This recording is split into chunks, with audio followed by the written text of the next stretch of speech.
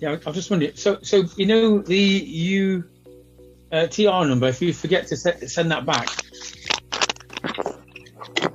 so they can still they'll go after you, won't they? Basically, It's not that they'll go after you. The thing about it is just that the company doesn't even get recognized until 18 months anyway. So you got 18 months to get this all sorted. That's it. Oh right, okay. It's not an immediate thing. Do you see? The thing about it, if you don't send back your UTR number, the only thing they're gonna think is that you're trading. That's it. Right, okay, yeah. And did you say you got 18 months? Sorry to interject like that, but did you say you got 18 months to send back the UTR code? Yeah, you got 12 to 18 months. Okay. Because the thing about it, the company's house give you 12 to 18. When you go on company's house after you bought your name, right, and you go and look up the overview of your page, you can just type in your name and company in Google search. The limited company will come up. Click on that. When that page opens up, you see the overview. When you scroll down, you can just see all the bits and pieces. You see, and then basically you're just looking at, it's like having a Facebook account. You've now got to start taking care of that account. Yeah, that's right, yeah. You see, and that's kind of like, I mean, I'm not too sure. Right, so I need to find that company's house document, the UTR. Yeah, you can. That's the thing. I mean, like, find the document or ask them if they, the thing about ask them to send you it again because you've lost it. They will send you the same one. Yeah, that's right. Okay, yeah, I'll do that. There's something I wanted to ask. Right, okay. You know when you what's that form? What's the form called again? Okay, you know when you send, when they send you. Oh, I've lost trail of what I was thinking now. Okay, it'll come to me. It'll come to me. That's cool. I've been sitting down with this thinking, what's the whole point of doing this company's house, other than the fact that they can't really bother you as such. Why can't I use it for something?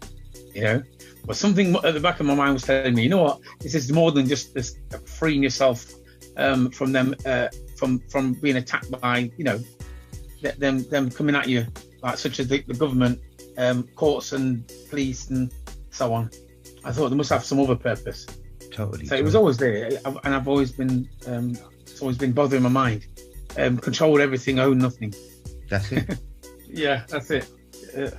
The most important thing is that we need to recognize where we're coming from, where we're leaving. That's it. That's the understatement in itself, you see. So, the remedy is, we could look at it in anger because we can all feel cheated by the system.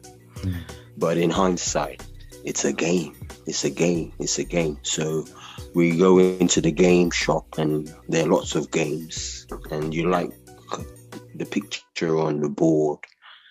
But in order to understand the picture on the board, because there's a game inside the box, you have to turn the box over and read the rules and the instructions.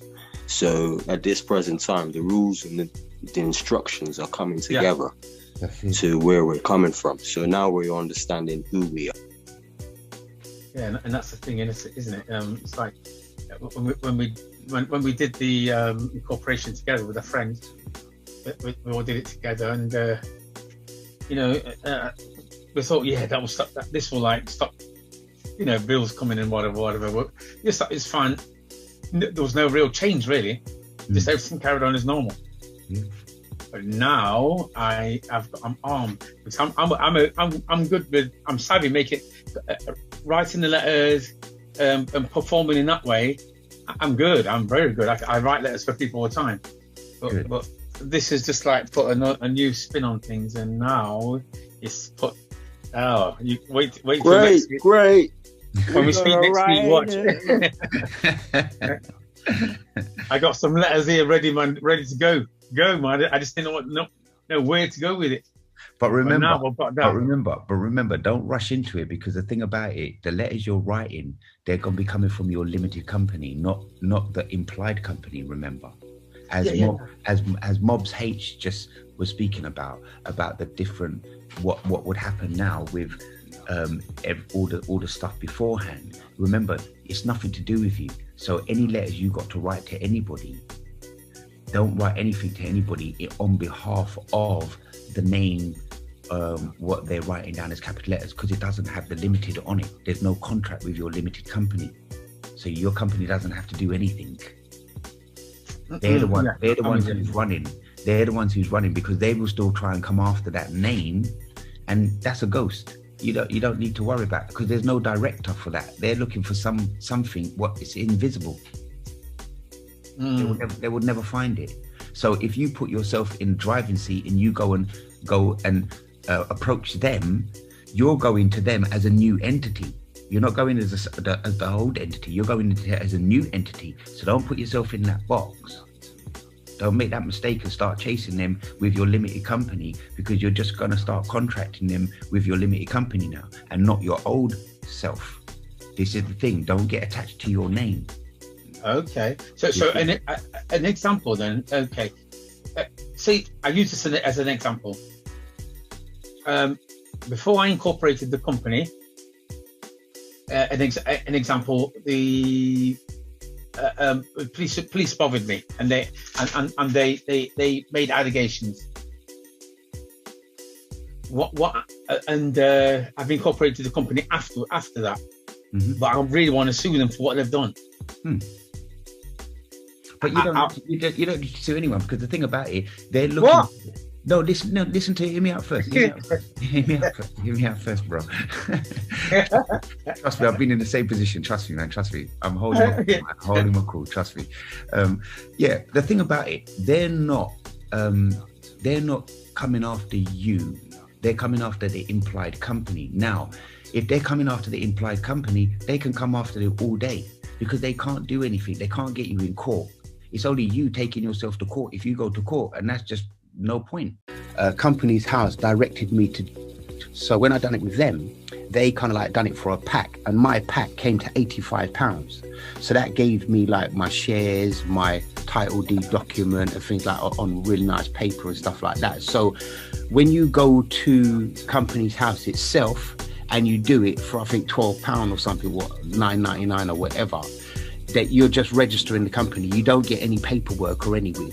You just print it off yourself. So what they do, when you get all of that online, you can print it off onto any paper you want to. You can print it off a nice paper, but you can order a copy of it on parchment or whatever if you wanted to, and they'll just charge you a fee like £10 for that page or whatever. Right. You see, so. Okay. Because I think you got yours, didn't you? By post? No, yeah, I did actually, somewhere. Yeah. Because I did Tony's for him, and it come out and he got his in the post, but we never did. In fact, we never got anything for ages. I don't know if you've got yours yet. I haven't got my certificate yet. No. Yeah. But you've gone online and you've seen that online, haven't you? Yeah, it's on there. Yeah, it's a file copy though. That's the thing. It's different to the copy they give you. Yeah, but that's what I'm saying. You can phone them, or you can just talk to them and just ask them how much does it cost to get one of them made out on like the parchment paper, basically. And then they say, it costs a tenner. That's what I'm saying, because I went through an agent of Company's House. They were the ones who actually set it up. So what I got my memorandums, articles of associations, share documents, about 5 share documents, the title deed itself. What else did I get? Just like a pack, some like a little pamphlet and stuff to tell you ins and outs of what you can do with a dormant company, a trading company, and blah blah blah. To see little bits and pieces, but that came to £85. So if I knew I could do it for £12, I would have done it for £12. Trust me. Yeah, of course, of course. Yeah, that's fair enough. Right, my friends asked me to ask a few questions as well.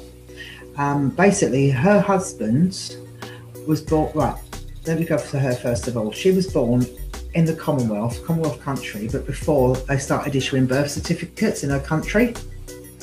But she's been nationalised in this country, so how does she stand on that?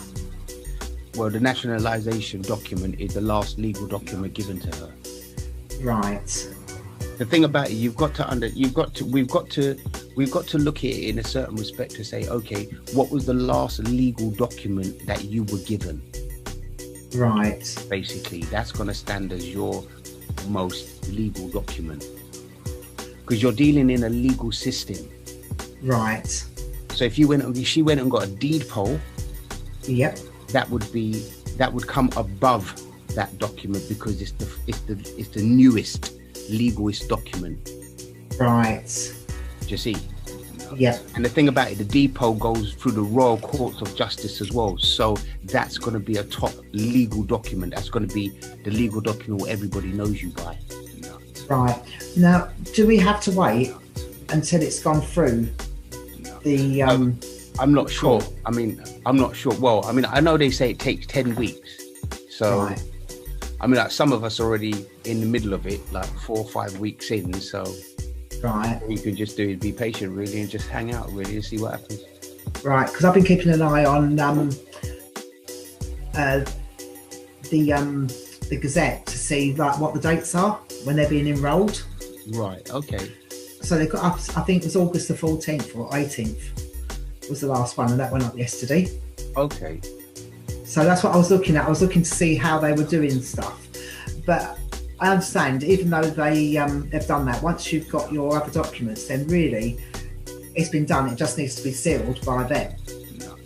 Yeah, I mean, like, again, as I said, I don't know their process. I know that basically once they take on and they do their side of the things, then I'm sure they will get in touch with you, because they've got to send something to you. And I think you have to pay for something as well. Like, you have to pay, because when you send off the forms in the first place, you're not actually sending any payment to start. Oh, we did. We paid. We went up to the High Courts itself and paid for it there. Okay. So all right. So I'll probably have to go up to the High Courts and pay for it or whatever. I don't know. So yeah, because there was a thing. There was a tick box and it said fee as well. So I don't know if you're supposed to send the fee with it. I don't know. It says on the form to send payment with it. So, because I did the same, but unfortunately I cocked up on the other bit, so I'll wait for it to be returned and then send it back again. So it does sort of say on there. Well, I mean, they'll probably send it back and say to me, all right, well, X, Y, Z. So, and right. So I'll pay whenever, if that's the case, then cool. Okay. Also, this person's husband is a Windrush child. Okay. So what would his position be? Again, I mean, like, I'm not too sure. I mean, my father's a Windrush child, so... Right. I mean, like, it's the same thing with my father, you know? But, I mean, like, they don't really want to understand it. Some of them, anyway. But yeah. I can understand why we're doing it. But that will all come under you once you do you anyway. So... right. I just say focus on ourselves first. Get ourselves out of the way, then we can focus on say, okay, so how do we go about it? And again, it's just like the naturalization. He would have been naturalized like my father. Right. So naturalization papers. So again, my father, if he did a deed poll, that would be the last legal document made for him. Right. Which everybody has to abide by. Right. You see. Yeah, because I was sort of sitting there thinking, because it's been stamped up by the solicitor anyway, so then it becomes a legal document regardless. Yeah, I mean, that's what I'm saying. For the other one, yeah. Any document being stamped by a solicitor or notary is a legal document, so that's going to be recognised, you know? Yeah. So that's the thing. With our birth certificate, it's not. So it is, but it isn't. Because our information's all in boxes. So we're not actually on the document itself. So yeah, I got my baptism certificate last week on Friday from the London Archive. Okay, London. And yeah, and they wrote the surname in the wrong style. Yeah, they will do. Yeah. Well, what I did was I sent it back to them and said it's incorrect. Yeah. Because I've got the original one here, and what I said was it's not. It doesn't reflect the same style as the original one, which I have in my custody. Yeah, but that's the thing. All they're going to say is It's the legal way to do things. But the thing is, though, it wasn't. The baptism was for the child, well, for me, not for the entity. Sure, I know. So that's why I'm saying, like, hang on a second. It's and they're supposed to write it exactly as it was in the book.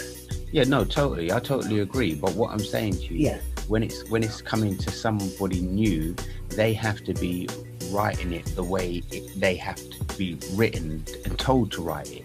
So they have to write it in black ink and block capital letters and blah blah blah or whatever. So they're just doing their own little process. It's not the man or woman. Yeah. Because when I went and spoke to the vicar, and I asked him, well, I challenged him on the question. I said, well, hold up a minute. If you're writing my name down as capital letters, how come that is in English that's seen as an acronym? So could you explain to me what it actually means then? And I said, well, how can you write the name down in capital letters? And he said, well, that's just a process for that's the way they want you to do the form, black ink and capital letters. And that's what the vicar said to me. So if if the vicar has to abide by the legal system and the way they do it, the vicar and them lot, maybe the wool's being pulled over their eyes too. Right, yeah, because obviously the entity can't enter anywhere, can it? This is it. And that's the thing about it. That's why we have to recognize ourselves as being the adult. No one has come forward to be the adult. We are now coming forward because that's why we need to do the depot to claim the name. Nobody's claimed their name yet. Yeah. Everybody's running around saying, yeah, this is my birth certificate. This is my birth certificate. Yeah. But nobody's reading the document to say, hold up, it's a certified copy of an entry. Entry into what? But now I have to go and claim the name as the adult and put that name in box 17 to complete the birth certificate. Once the birth certificate is then complete, then Jazzy. That's interesting because I've got my baptism certificate, and that's and basically I was baptised 3 years after, so it wasn't within the first 12 months. But he's actually written my name down in all lowercase. Yes. And I was born in 69, so that was the last year where there was no surname on the birth certificates. You see, that's the trick. That's the trick that they pull because, again, as I said before in one of the other talks, I mean, like, I was baptized in 1972, so I was baptized 2 years after. But the thing about it, the mother is forced into rushing the name forward. That's the name they put in box 15. If you've got a 17 box document, it's in box 15, that date, where it was rushed through, and then the registrar got that. If you've got a 10 box document, I think it's box 8, 9, 10. Yeah, I think it's box 8. 8 is the registration date and 15 is the registration date. And that date basically is rushed through to give to the superintendent registrar to actually add to. So it's basically your Christian name is rushed through before it's baptized or christened. So we're all running around with a sinful name basically, because that Christian name has been added to the surname. See, on the 10 box document, they changed the 10 box document to the 17 box document in 1968, 1969, because they never had. If you've got a 10 box birth certificate, you're off the hook already, because you don't have a surname. You just have a Christian name in box 2. That's right, and he's even written on his baptism certificate. There you go. So you don't. He's written my parents' name. Sorry, so he's written my parents' name in lowercase as well. Yeah, but you don't actually have a surname attached to your name. No, right. But when they baptised me in 72, that's when they added the surname. Yes, no, that's cool. But your name was if you look on the date. If you have you got a 10 box document, yeah? Yeah. Okay, if you look in box 8, the registration date, what year is that? 69. 69, yeah. So, and you was baptized in 72, yeah? Yeah. You see, so that's what I'm saying. Your registration date, they rushed your mother through your Christian name in 69. So Yeah. So your Christian name and your surname was registered together in 69, even though you was baptized in 72. Do you see? Right. So your baptism name that you have isn't the real name. That's why you need to claim the name now and put that in box 10. Right, okay. Because you're coming forward and saying, right, I've been running around all my life using this Christian name and this surname, and I haven't recognized that it's been a legal entity. Now I have. I want to claim that name because I've built that name up. Right, okay. Yeah, and now I'm going to claim that name. And that's it. And once you claim that name, then everything what is to do with that name and what that name has been granted should be granted to you. Right, okay, cool. Brilliant.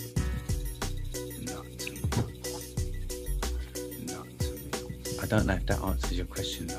Yeah, no, that's fine. Yeah, it's just that, when I looked at it, and I only just found my baptism certificate, and I noticed it's all in lowercase, and all my parents were all written in lowercase. Everything, it's handwritten, but it's all written in lower. Yeah, but the thing, what they'll say to you, you can take it and actually try and get your name put in box 17 by using that, but they'll turn around to you and say to you, well, it wasn't registered within the first 12 months. That's what they've already said. Do you see? So this is why I'm saying the last thing I've got to do for myself basically on my journey is the deed poll, and now I'm 4 weeks. I sent it 4 weeks ago, so I mean, I'm just waiting for this to come through for me. That's it really. And then the next stage for me and whatever I need to do. So when we go to these, if we go to trade with these other countries, do we need to get like a UTR number in those places as well? No. The thing about it, once you set up a limited company, it doesn't have to. Once you claim your own limited company for yourself, and you leave that one to be dormant, you can go and open up another limited company and get another UTR number for that limited company. See it as a separate entity. And then you do because it's going to be an internationally trading company anyway. Any limited company will be. So you can set up any limited company and be the director of that limited company, and then trade with that limited company instead, and just be the director of that company. You don't have to trade with your company. You can trade with any company. Go and set up any company you want. That's the law. You know what I mean? Yeah. Yeah, because I think they're gonna have a real problem. Of course they are. Because the thing about it, a lot of these utility companies and a lot of these other companies or whatever, majority of the companies doing contracts with implied companies, which are people. Yeah. And once people realise that they're doing business with an implied company, and the people take back the limited company name, then that company who claim they're doing business won't have a contract. And who was the director of that company before? That's the question. So of course they're going to be in a big problem. Yeah. The other interesting thing is that someone's about to give me some paperwork where they're using the Universal Postal Union to get them a £1,000 fine slapped on them for sending demands through the post. That's the thing. The thing about it, yes, they can. The thing about it, see, some of them do. I don't know how deep it is, but we've got to look at that. Like when you look at what the UPU lot and all that lot, but a lot of them as well. You've got to look at it when companies are sending out letters. You have to look at the envelope, because the envelope has a cutout box window. And there's no printing of any name or any address on the actual envelope itself. They're actually sending a blank envelope through the post. The name is actually printed on the letter inside. You can see it through a clear plastic glass window. The name isn't actually printed on the envelope. That's why companies can't be sued through the post office, because the company's only sending a blank envelope. Because they're not printing on the envelope. They're printing on the letter inside the envelope. That's why your name's never printed on the envelope. That's why you can send it back, because there's nothing printed on the envelope. Interesting. Right. Nice. Yeah, that sounds sensible. Yeah, because it was. I used to do the put all the numbers on the pieces of paper, and then for some reason I stopped. Probably about 6 months ago. And when you said it on the last call that you did, about just giving them an envelope, so now I'm making sure that everything's on there. Yeah, that's it. Is it? You know, they receive everything. The thing about it, I mean, like, if people start sending you anything, what you can do is return it in the same envelope.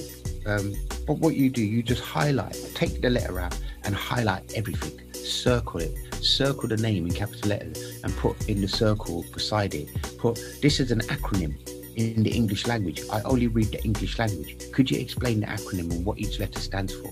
Then down below it, there's a box. Circle the box and put, this is a box. This is four corners rule in the legal world. Is there actually something written on this page? Because there's many boxes. Just see what I'm saying? Point out the mistakes that what they're doing. Show them that. Right. Anything they send you, if you want to open it. It's up to you. But take a photocopy it, send it back.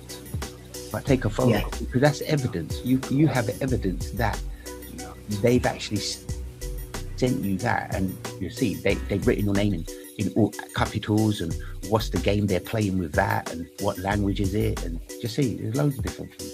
Yeah, it's like with the title, because I noticed like for a couple of years now they've been sending them in the upper and lower case, just with the Mr. on it. Yeah, but that's the thing. Uppercase and lowercase, they will still send you uppercase and lowercase. They just say that there's no contract basically, but they're still sending it to a legal name, because a legal name is a Christian name and a surname put together. So they're not just going to send it to a Christian name. They can't, because the Christian name is not a legal entity. Right. Do you see? That's why I said with people who before 1969 they've got the 10 box birth certificate, their surname isn't in box 2, so there's no identification for people to claim that they are that full name, that legal name, because there's no legal name on their birth certificates. That's why they changed it, so now the surname appears in box 2 with the Christian name, so now there's a legal name. There wasn't a legal name before 1969. So you guys are lucky. Whoever's got a birth certificate before 1969, they've got 10 boxes, they're out of the game already, because they can turn around and say, well, hold up a minute, you need a legal name to trade with. And there's no legal name on this birth certificate. Yeah. Yeah, and they do it as an assumed thing, don't they? So there you go. Because you're claiming the name when you get the post through the letterbox. The name you get through the letterbox isn't the same name what's on box 2. Correct. For those people before 1969 with the 10 box birth certificate, your surname isn't in box 2. But when the utility company writes to you, or any company writes to you, they write to you with your surname, but your surname's not in box 2. So who are they writing to? Yeah, it's like quick one. Yeah. I did it from my, I've got an entity, I've got with an EIN number. So I set myself up with an account. Then what they did was they actually changed the name and put the legal name, trading as whatever it was. I've gone mental. Yeah, they will do. Yeah. They will do. Because they had no right, well, no, because it's a proper entity. So they had no right to change it to that name at all. I know, but that's all they can do. Yeah. So when I wrote back to them and said to them about it, what they did was they started sending letters without the unit address. Mm-hmm. Let's put rear of whatever the address was, and that was it. Hang on a minute. Well, yeah, we're waiting to pay, but you need to send us what you've in the right address. The thing about it, they're always going to send a letter because they know they won't pay for it themselves, basically. Yeah. So they're always going to keep sending, hoping that you will give in and pay. Yeah. That's all it is, really. So, yeah, I mean, once we know who we are, That's all that counts, really. Right. Right. So someone else was saying about the birth certificate. The baptism certificate and what it opens once we get it. Because obviously, I think you said on the first one that I was on, I heard that the baptism certificate is you going back to the City of London. Basically, yeah. Right. So do we just go straight to the DMO on that one? Well, the thing about it, I mean, like, you went to the LMA to get the baptism certificate, but the thing about it, I mean, like, even if we get a baptism certificate, it's still going to put us into the same position as either the name being written in capitals, either the name not being baptized before the year itself, which was actually the original document itself, which will never be one, because you weren't baptized within the year itself. Your name was given over, but you wasn't baptized. So your name was given as a sinful name, basically, until it was baptized. And Right. that wasn't until 2 years later. I wasn't baptized until 2 years later. So I was a sinner for the first 2 years.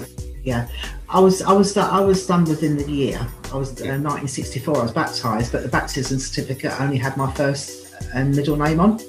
Okay, brilliant. Because that's what I'm saying. So, if that's it's the same thing. It's the same similar thing with the certificate, the birth certificate, with the before 1969, with just the Christian name in box 2, basically.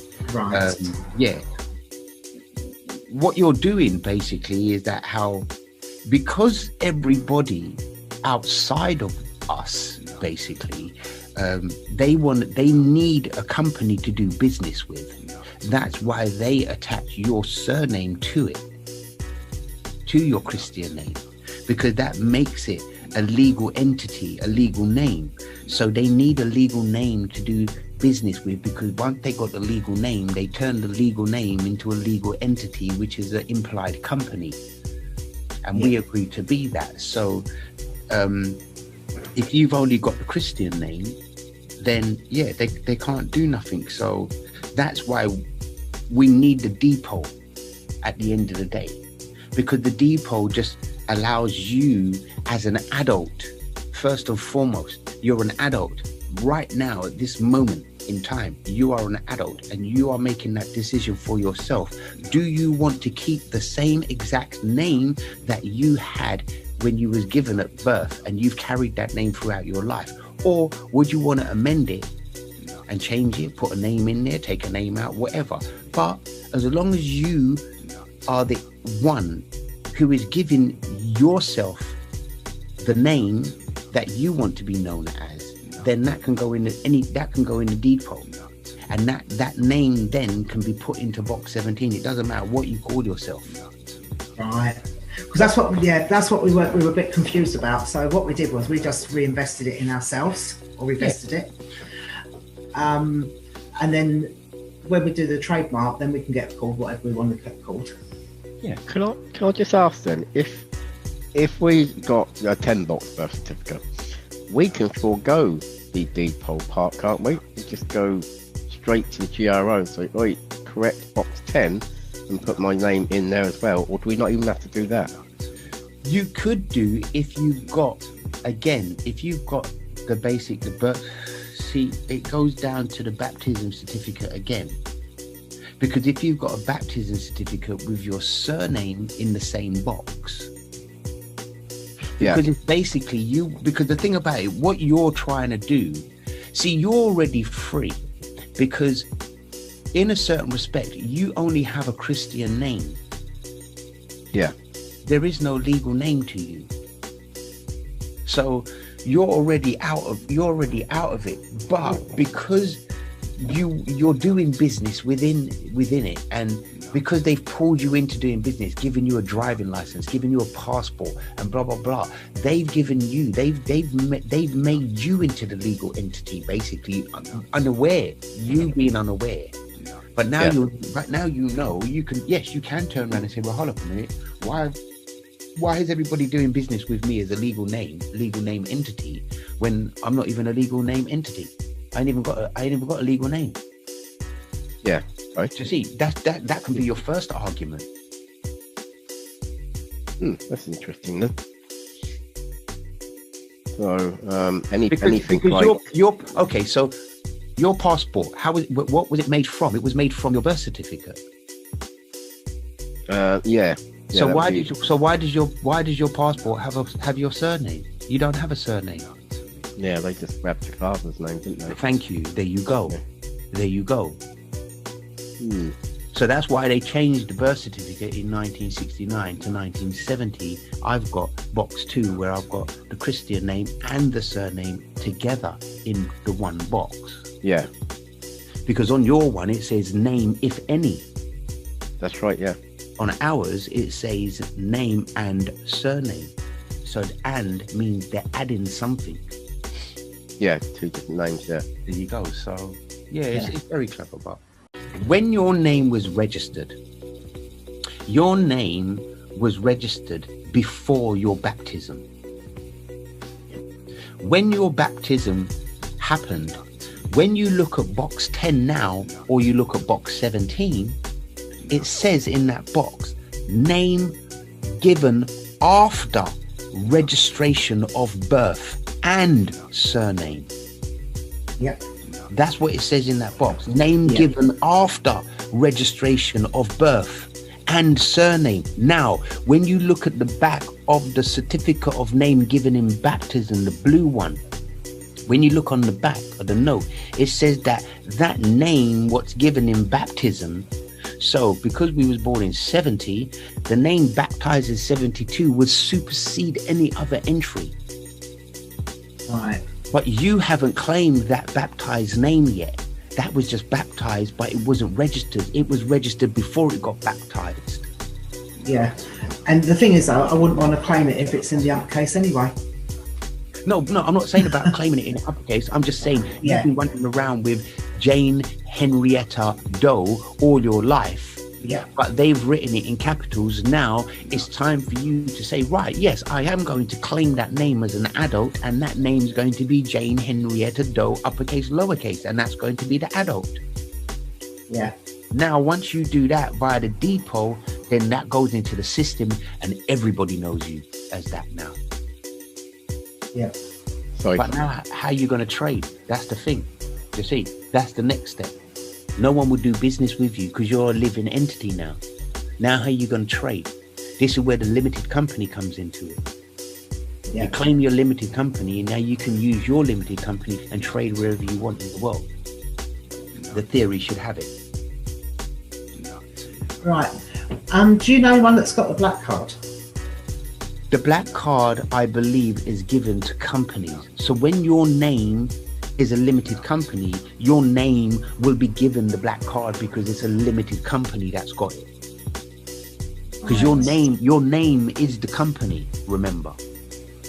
Then that's going to be your card for your company name. Right.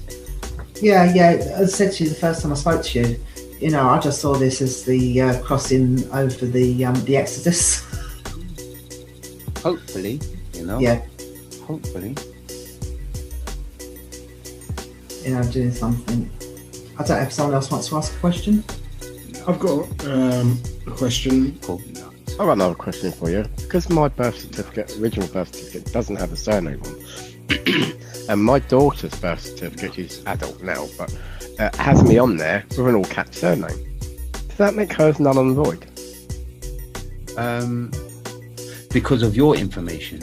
Yeah, because it's you're put me on there. But you're just the informant. Yeah. So you're just the informant. Right, okay. The other thing is it a good idea not to register your grandchildren then? You don't have to. Does it make any difference on anything? Well, I mean, like, the thing about it, I mean, years ago, Michael Benicia, he didn't register his child, and he got his child passport and everything else with a doctor's signature and everything else. So yeah, I remember the video. Yeah, you remember that one? Yeah, yeah, definitely. So he did it. So I don't know how he's doing at the moment with it. I mean, it'd be good to have a kind of like a look up on him to see how he's getting on with his. Yeah. It'd be the same process, I would believe. But at the same time, still, I mean, like, them guys don't know about buying yourself as a limited company, so. Yeah. It's just that I've got 5 grandchildren and none of them are registered. But that's cool. You don't have to. You don't have to. Okay. Interesting. They will try and put the fairy EBGBs or whatever into you, but that's just fear, isn't it? All they just want to know that they've registered them, so they know that the estate's there for them to delve into when the child gets to a certain age, or they can probably do it from beforehand. Yeah. That's the thing. Child support, all that business. Yeah, we actually found out that all children have got a national insurance number already. They just target women fully. So whatever it is, they will target women to go after the men, and they use the women to go after the men. It's in their book, Silent Weapons, Quiet Wars. Silent Weapons, Quiet Wars. Quiet Wars, yeah. On the enforcement section at the bottom. Crazy. It tells you about what they're doing for women and how they're undermining the men, getting the women to undermine the men, and it's all playing out, and you can see it in front of us happening. It's scary, man. It's scary. But yeah. It's a good read. Yeah, the other one I've got as well, I'm about to post it, is Tammy Pepperman, because she was on to this years ago. Yeah. So I'm gonna post the audio. It's an audio which is really interesting. She's got quite a few of them on YouTube as well. Yeah. She's good. She's good listen. Yeah, definitely. I'm just trying to find a file now. The benefit of crossing out once we get the UTR number and sending it back. Why do we? Because we'll register when let's sign up and put all our details in, and we say the company's dormant before we started, and then we get the UTR number, and you said to cross it out and send it back. Why do we do that? It cancels the tax reference number, so they know that basically HMRC won't ever get in touch with you again now for that name. Okay. Because that name is a limited company name, so that limited company has one tax reference number.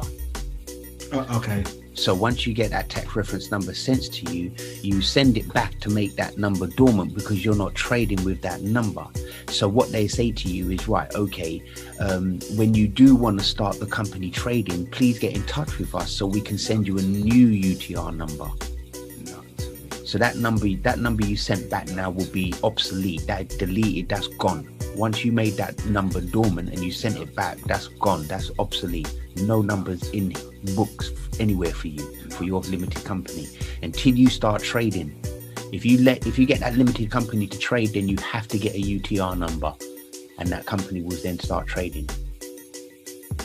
Okay. So you just send it back, just post it straight back to them. Yeah, just put a line through it, line through your name and address. Just write dormant, sign it, put a date across it, and send it back to them. And once they get that, they'll make that number dormant, and then they'll just delete that number. Brilliant, fantastic. And then HMRC won't get in touch with you again then. Okay, that's cool.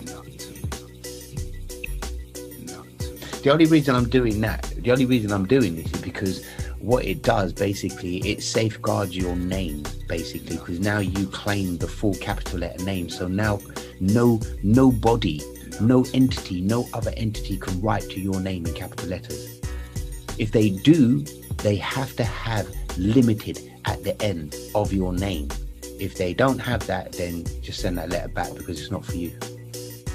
Right, okay, that's interesting. The other thing is, I've currently got a court case coming up, and they capitalise the surname as usual. Can I just write to the court and say, this is written in the wrong style? You could do. But the thing about it, have you claimed your name as a limited company now? Yeah. Well, you could just send it back and say, sorry, I don't understand this company. Right. Okay. Wrong company. Sorry. What company are you looking for? Right. Okay. I might do that then. Not until November. So, yeah, thanks. the thing about it, you can question them on anything. You can question them on the language first and foremost. What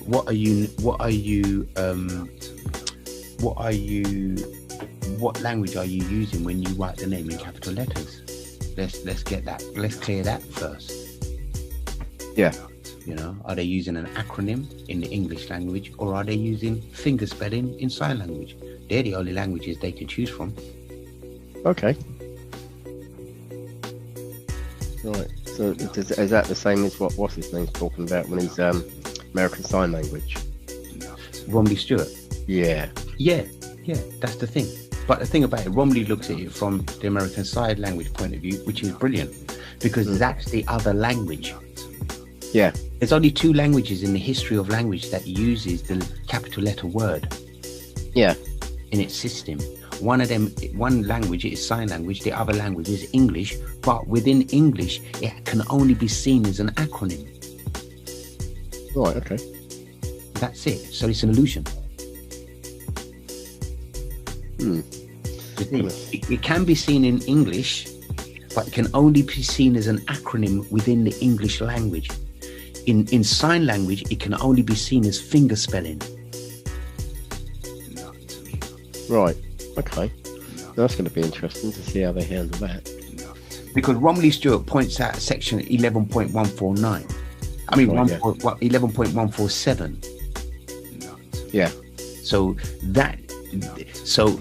the question we can ask them is, what language are you using? There's either 2 languages. It's either English as an acronym or sign as finger spelling. Which one are they using? And they have to answer, because there's only them 2 languages. Would I write to them as the living man, or would I write to them as the limited company? However you want. Okay. That's going to be interesting. You can write to them and say, look, this is the limited company. I'm a bit confused because you've got one half of this name as a company. You've got one half of the man. What are you doing? Do you know what I mean? First, yeah. So this is a limited company. We've got the letter come to us. But are you looking for the private limited company? Right. Okay. Even though that I've been to court, well, not for the hearing, it was just some pre-trial hearing, and they couldn't get past the argument about me being a living man. They just kicked it. It's been 2 years now, and they still can't get me on the living man side of it. What you do as well, take a photocopy from your company's house title deed. Take a photocopy of that, print that out, and send that in with a letter and say, are you looking for this limited company by any chance? Right, yeah, just there's some confusion in the names you're looking for. Yeah, because once they see that, they can only do they're looking for a debtor, and the debtor is the company. So your name in capitals, the surname, is going to be the implied company.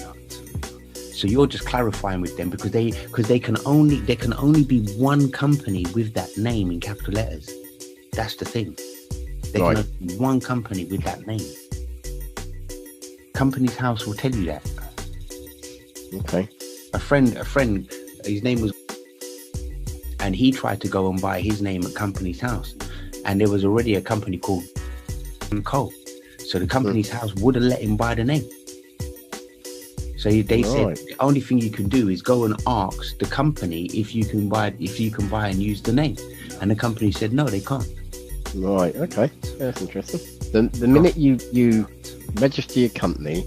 And obviously you stand on the land. Does that mean anything you hold, like a driving license, is instantly null and void? Is that dismissed? Yep. Because if you're talking about a car, the car, if you look at a tax, when you get your tax form come through, the tax is actually, the tax class is actually for a PC. That's what the tax class is. And that stands for petrol car. Okay. So what is the vehicle? The vehicle is actually the registration plate. When you get your logbook and you got your tax forms and everything else or whatever, you don't see a picture of your car on there. You see a picture of the registration plate. Yeah. That's what the vehicle is. Okay. You don't see a picture of the car. The car's not the vehicle. So if you take off your registration plate, no one can touch your car. But in the world we live in, you probably well know, someone just to hit your car, just drive off quickly, you won't be able to identify him. Yeah, but I mean, like, if you took your number plates off, no one could touch your car. But I could put my own plate on there. Yeah, identify there you go. There you go. And that's private. The other thing as well is the when did they go from being ministries to the secretaries of state? Because they never used to be that. And I noticed in the last sort of like 18 months, probably 2 years, that I've actually noticed that they started doing it. So I'm like, well, where's the ministers all gone? But that's the thing about it. The thing about it, remember, you're dealing in a legal system. Yeah. United Kingdom Limited is a legal entity. Anything what happens in United Kingdom is going to be legal.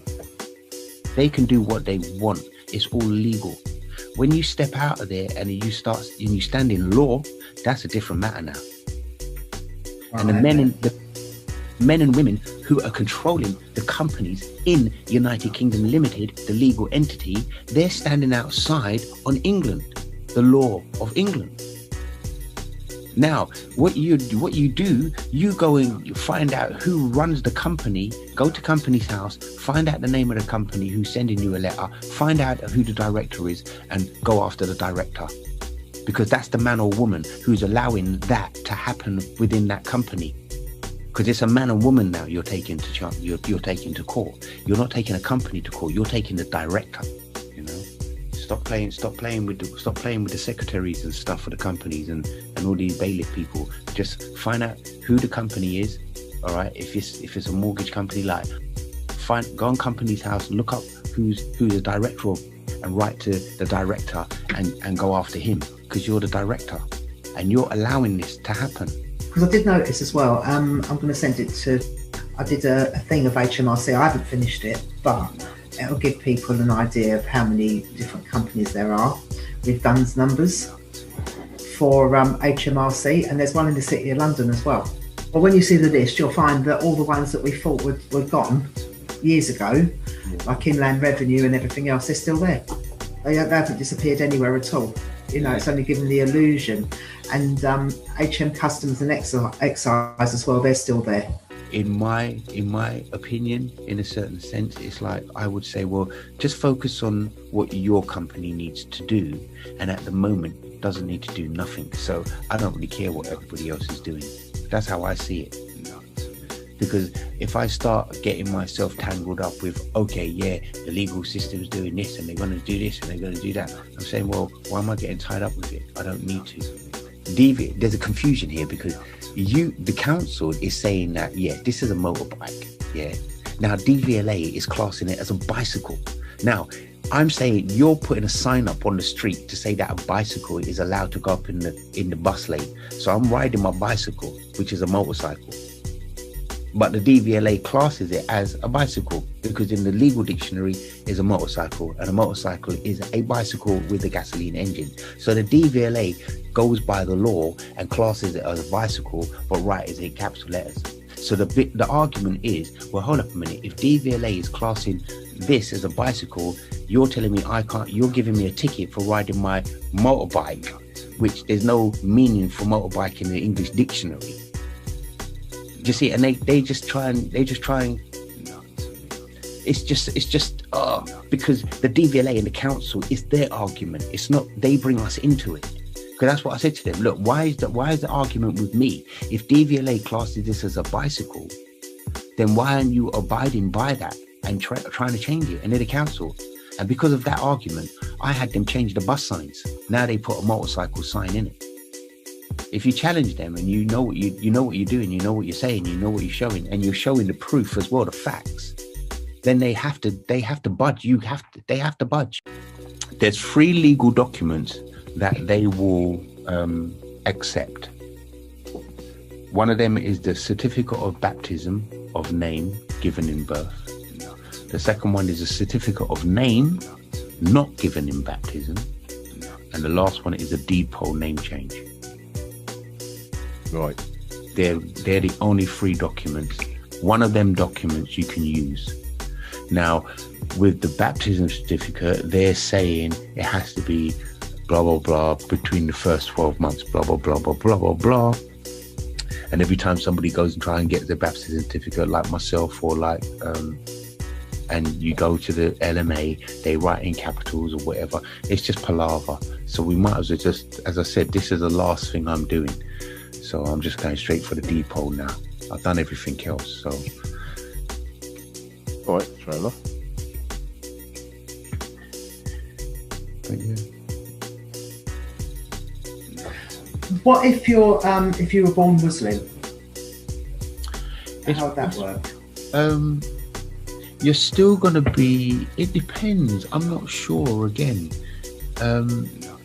religion's a funny thing. I mean, again, it's and I don't mean that disrespectfully. The thing about it, it's. Is a Muslim person naturalized when they come into the country? That's the question. I was actually thinking that if they were actually born here. What kind of passport do they have? Do they have a United Kingdom passport? Yeah.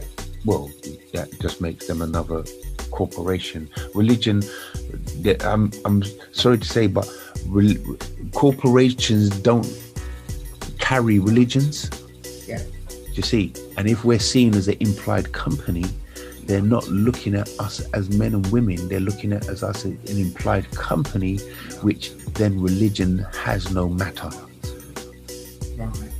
You see, because a company is built with bricks and mortar, or it's written on a piece of paper. A piece of paper can't have any religion. Bricks and mortar can't have any religion. A man and a woman can. Yeah. Do you see? It's clever how they do it, because they take that legal name. That's it. Yeah, and that's how I felt about the baptism certificate when I got it. Yeah. I'm like, what's that? I just looked at it and I thought, you've got to be joking. That's it. We're going straight back. So that got sent off yesterday. So hopefully I should get it back in the right style. That's it. Hopefully, yeah.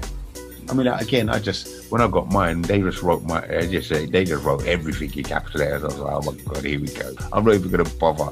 You know, I'm just going to say, right, all right, that's one rabbit hole door lock. Let me just close that off for now. Let me just go and do the depot now.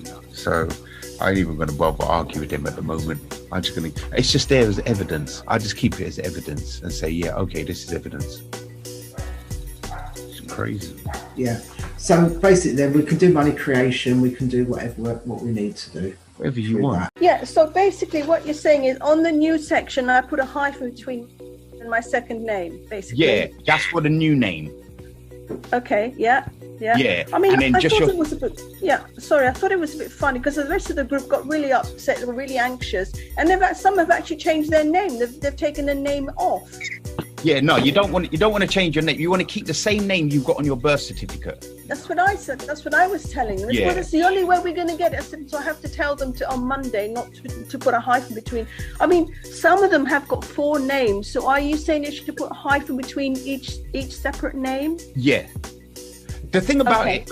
Okay, let's just slow this down a minute, because the thing about it, as I've been going over this over the last couple months or whatever, I'm starting to realize that we are actually the adult, so we can give ourselves any name we want. So you remember, you're only attaching yourself to a name. That's it. You're not the name, really. You've never been seen as, no one's ever been seen as their name. So the thing about it, what I'm saying is, even if you wanted to put an initial in the middle of your name, add an initial or something, that's up to you. Because you're the adult and you're doing it for the adult. Yeah.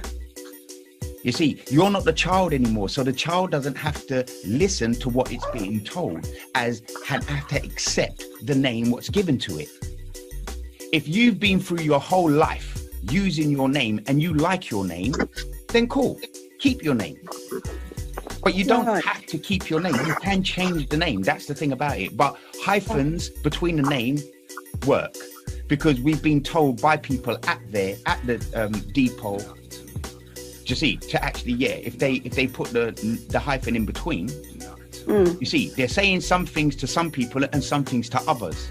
I know. But I'm That's the just other saying, thing don't too. ever speak to them. Just send the paperwork in. Never go and speak to them, because you're going to speak to someone who ain't got a clue.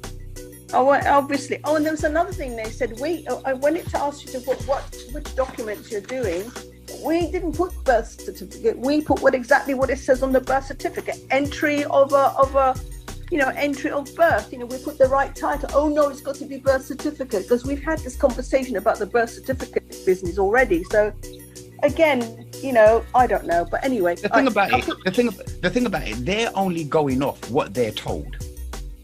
Yeah, remember, it's just another man and woman like you. Do you see what's happening? Because they don't know as much as they should do. So you're talking to someone who might as well be in the group with us. Well, that's what I reckoned. I mean, that's what I reckoned when I got this notice. But he doesn't know what he's doing. Yeah, so that's the thing about it. I mean, like, did you talk to them or did you go down there or what? No. Lola went down there. And yeah, this is what I said to Lola. Don't go down there. Because you're going to go down there and speak to someone who ain't got a clue. If you send in the paperwork and just leave it, wait the 10 weeks. Why are you guys rushing? If you rush, don't come and talk to me about X, Y, Z because it ain't working for you. Because we waited the 10 weeks and we got this only like this week saying you've done the paperwork wrong, do the corrections. Okay. But I'm just really pernickety. If I want to change my name, I'll change it later. But I'm just reckoning with the birth certificate. I want it to be exactly as it is, so I don't have any problems. Totally. And again, as I said, just do the paperwork and just send it in with the hyphens. Because the thing about exactly what I'm going to do. Yeah, because if you want to question them then about the capital letter name, then all you can say really is basically, well, you don't see your name as an acronym, and can they explain the acronym to you? What are you writing my name as? Because you're writing it as an acronym. Or are you writing it as legalese? Or are you writing it as sign language? Or are you writing it as a company title? Yeah. Which one are they writing as? You've got to question them. You've got to tell them what's wrong. Understood. If that answers your question, hopefully, it does answer my question, because I was having this sort of heated discussion with the group, and they said, no, you can't do that. They'll punish you. They'll do this. I said, no, they won't, because it's not right. This is not the way I want my name. I'm not changing my name. That's it. No, not at all. You shouldn't have to. No one should have to. No. They changed it in the first place by making it an implied company. Yeah, exactly. They done it in the first place, so. Yeah, but I think a lot of these civil servants probably don't understand. Although I would have thought if they're working within the confines of all this information, they would actually research and see, what are these people doing? What is this capital? Why is the name here in gold caps? Why is she changing it? I mean, if I were doing this paperwork, I would be questioning it myself. Of course. I would be wondering. Of course, but remember, as I said to you, they're not the people. Remember, people are only going to work just like you and just like me. They will go to work and they don't want to get into trouble and get sacked, and then they're in the same position as us and they can't pay their mortgage and they're going to start fighting the bailiffs now, in a certain sense. So they don't want to do anything out of order to get them into trouble, and they're going to abide by whatever they're told to do. I went and spoke to a priest as I went and got my baptism certificate. And I asked the question, why do you write the name in capital letters? Would you do that normally? He said, no, I will write it uppercase and lowercase. But he said, we're told to do that. So if they're told to do that and they're not giving no explanation why, then why are we chasing after these people who ain't got a bloody clue? Sorry for the language. Well, exactly. But that's what I'm saying. If you're going to go down there, you should already have that in your mind, that you're going down there and you're going to speak to someone who ain't got a clue. So there's no point going down there and speaking to anyone, because they're just going to tie you up in knots. That's the thing. If you've got a complaint, send it back in a letter and write to them, because what you're doing, you're actually creating evidence for yourself. Because if you write a letter and you question it and you say to them, why are you writing my name as an acronym, for example, that's in a letter. You've got all the evidence. They can't argue with that because you've already asked them, what are they doing? Yeah, absolutely. This is the thing. So always write letters. Don't go down there. If you're going to go down there, make sure you record it. Because I bet you if you guys went down there, I bet money none of you recorded it. What you were talking Well, about. no, I wasn't with her that day. I couldn't do it. I was tied up with something else. But No, no, you're right. We ought to record it as well. Totally. Yeah. Any conversation you have with authorities or anything, record it. Yeah, I've got a question. How you doing? Hello. I'm all right, thank you. Good. I'm new here, so I'm pretty new to all this. That's okay. And I've watched some of you, I've listened to some of your audios, some of the recordings that you've done. Sure. But I guess my take on it would be, okay, for someone like me who's literally starting from scratch. Sure. What would be the first thing I would do? The first thing we'd do is go and buy yourself as a limited company. Because that's going to stop every company trying to come after you, and no one can come after you because they're after a company anyway, which is an implied company. Once you go and buy the company, then it's expressed company. That means nobody has a contract with it. And you're starting it from today, basically. And nobody's going to have a contract with it. So when they're writing your name in capital letters, just send it back in the post. Return to sender, wrong addressee. Because they haven't correctly addressed it to you. If the thing about it, HMRC and Companies House will correctly send you your letters. So if your name's John Henry Doe or Jane Henrietta Doe Limited, they will send it to Jane Henrietta Doe Limited, not Jane Henrietta Doe. So if Companies House and HMRC can do that, they set a precedence. Everybody else should follow that. Right. So that's why you would buy the limited company, just to stop the companies coming after you for any contracts, which they don't have. Right, okay. So in order to do that, what forms would I need? You just go on Companies House.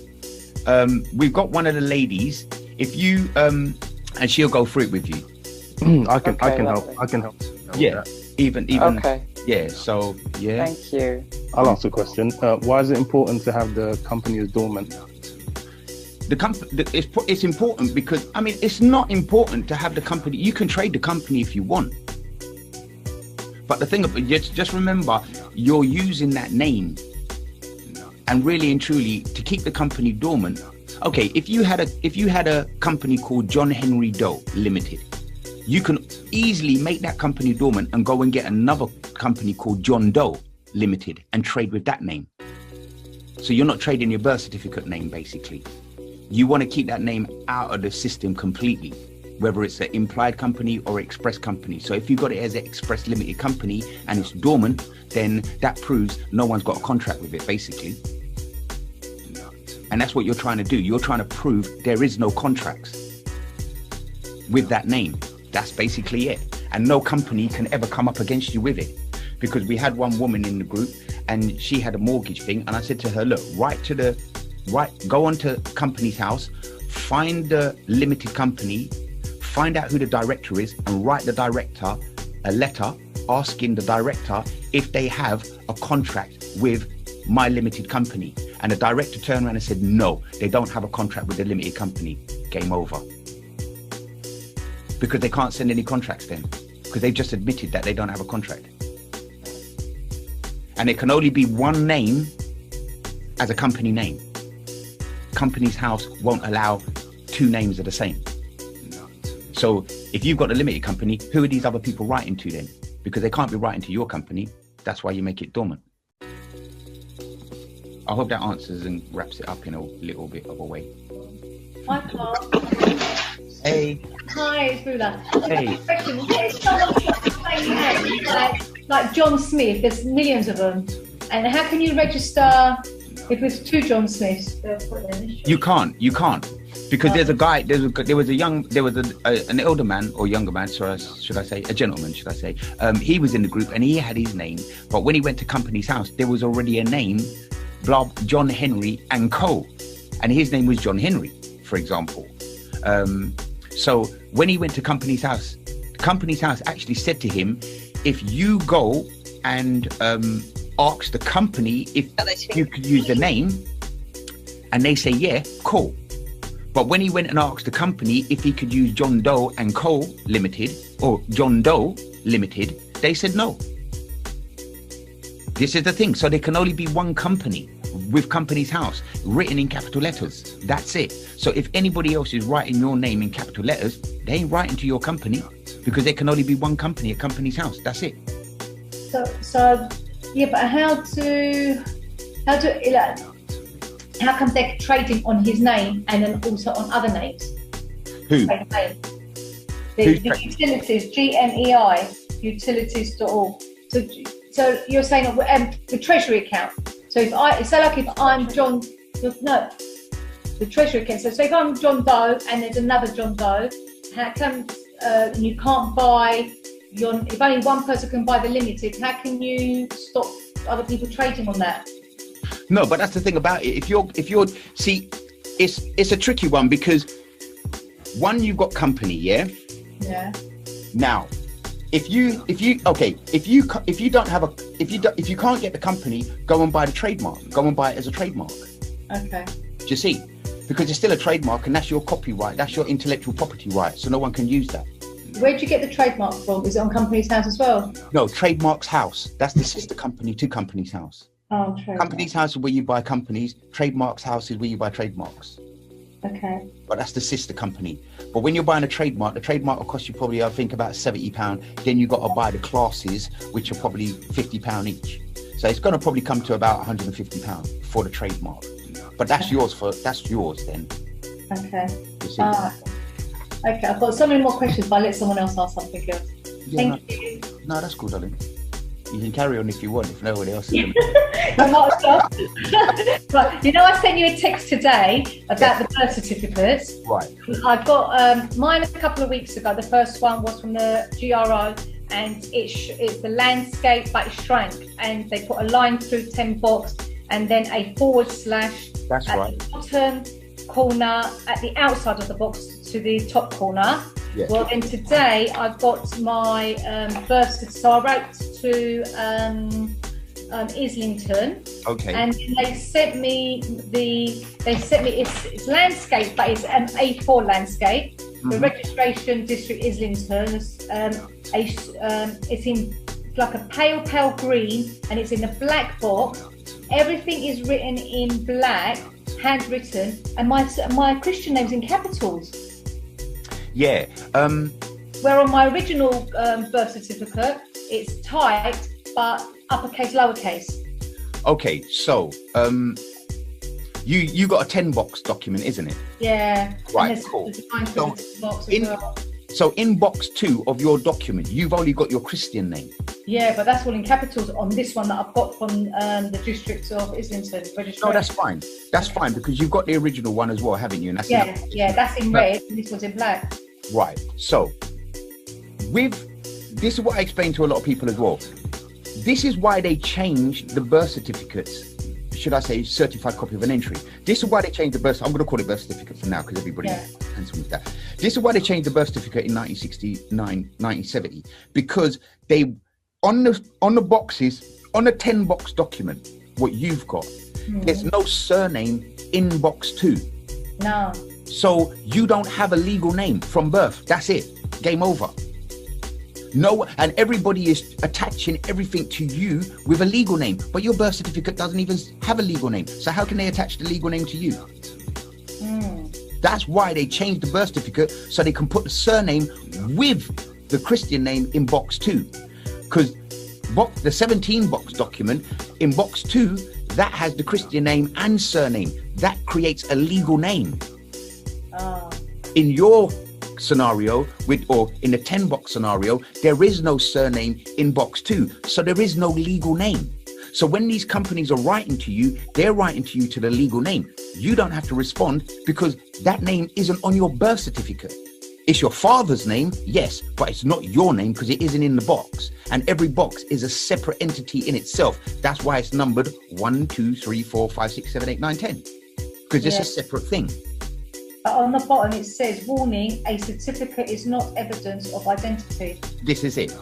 And it'll also say Crown copyright. That's why you go to Crown. That's why you go to Companies House, because if the Crown is holding, if the Crown is holding your documents, then you are going to the Crown, which is Companies House, to claim them documents back, because you are the adult and you are coming forward and saying, yeah, thanks, I'll have my Crown copyright back, thanks. And that's what you're doing. You're claiming the copyright. So that's the limited company. I claimed it back already. There you go. Okay. So now you have the legal title for that legal name, and you have absolute full title.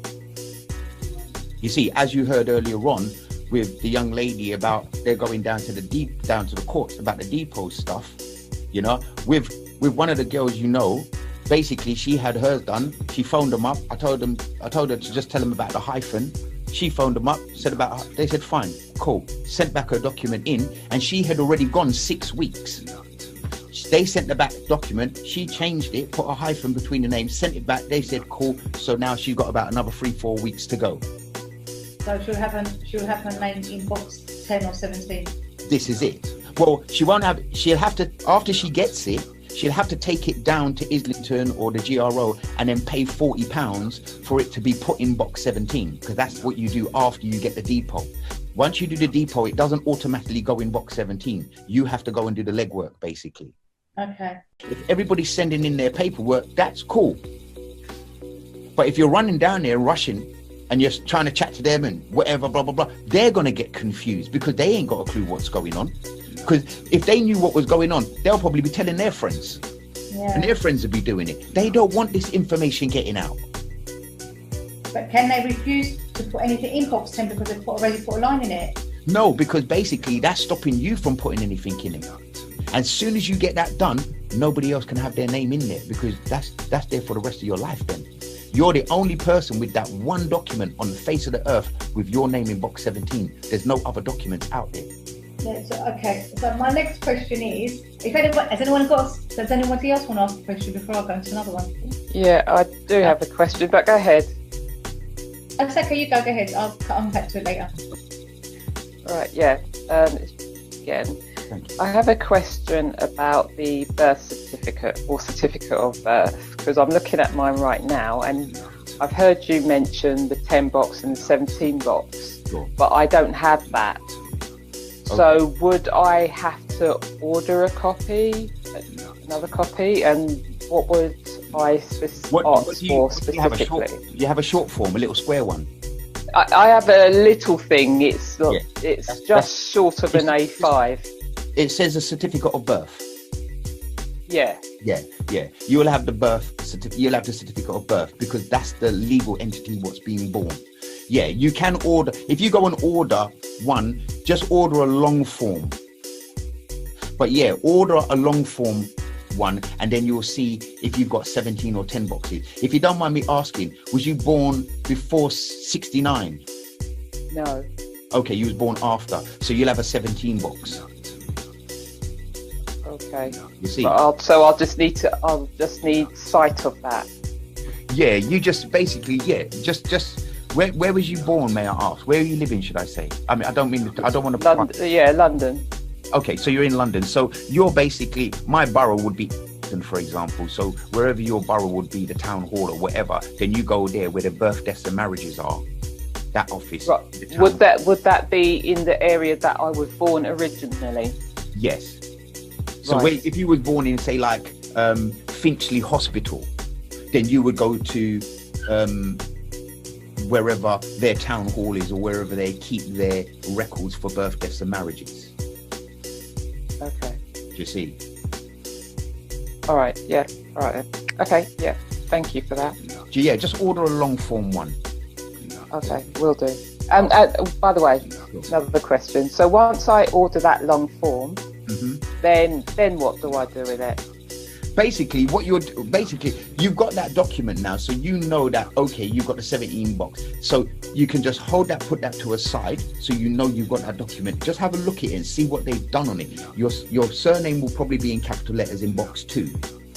So, and your Christian name will probably be uppercase, lowercase. But just hold on to that document so you've got a copy of that one. Once you get that, then do the deed poll, because your box 17 will be empty.